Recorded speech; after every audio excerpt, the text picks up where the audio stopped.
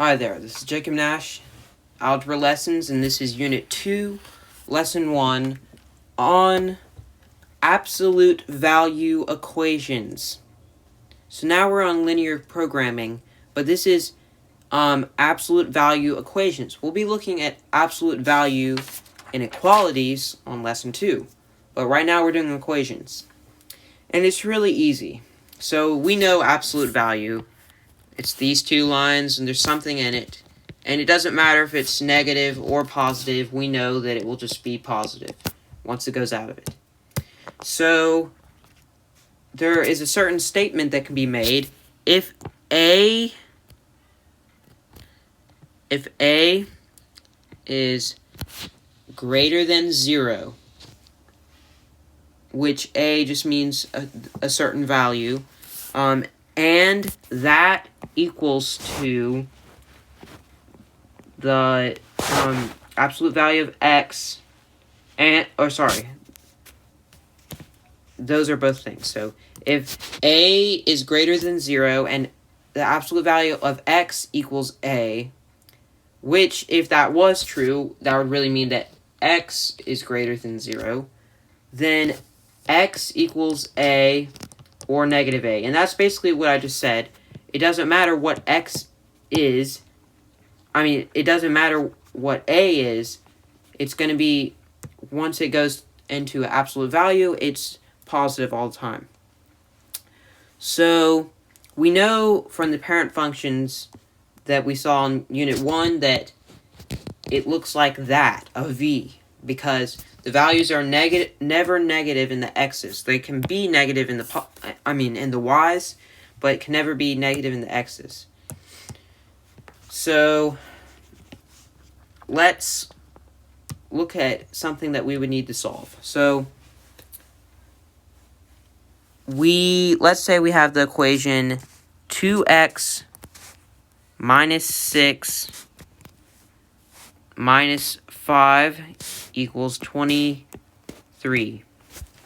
What would we do to figure out what x is? Well, for one thing, x is going to be two different values.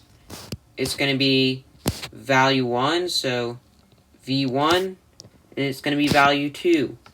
And if we're solving for two different values, that means we're going to have two different equations. So that's what we need to do. Here's the steps to solving an absolute value equation. We first need to get the absolute value segment by itself, which is this. And if we need to get it by itself on one side, that means we need to get rid of anything that's not in it, and that's negative 5. So then we add 5 to both sides. Now we have the absolute value of 2x minus 6 equals 28. Okay, now we need to create two separate equations in which we remove the absolute value signs, and on one we keep the other side of the equation the same, and on the other we make it negative. Okay, so we'll do that. The first equation is 2x minus 6 equals 28. Now we have the next one is 2x minus 6, but we have to make everything change signs on the other side, so it's negative 28 now. Here's a tip. If, when you're starting out from an equation, the right side is negative, it's automatically going to be not a possible thing to solve for. So that's not correct. So we need to now add 6. We'll just start by solving this first one. And now we have 2x equals 34. And then we divide by 2 and x equals 17. So that's one possible value. And then we can add 6. We add 6 to both sides on this one. We get 2x equals negative 22. Then we divide by 2 and x is negative 11. So x could either be 17 or negative 11. That's what it is. Okay?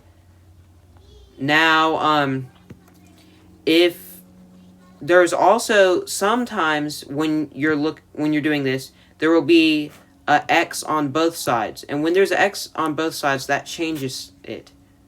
So if we had plus x here, that changes it, because we would still solve the same way, but when there's a variable on both sides, that means you need to plug in what you found. So let's just say we solved all this. This isn't true, but let's say we found out that x equals 4 and x equals -3. We would need to plug that in to the equation and see if we get something that's true. So if we plugged 4 into both sides, let's just do that. So 2 times 4 minus 6 is 2. The absolute value of 2 is 2. Minus 5 is 3. Or sorry, -3. And then 23 plus 4 is 27.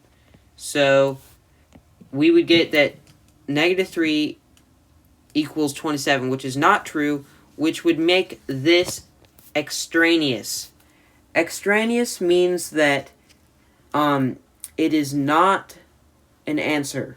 It is not a possible thing. So even though it solves for the equation, it is not something that would make the equation true. And we would do the same for that. So that's what you do if there's an x on both sides. Okay? And with that, that would be the end of this video, and I'll see you on the next video about solving for inequalities.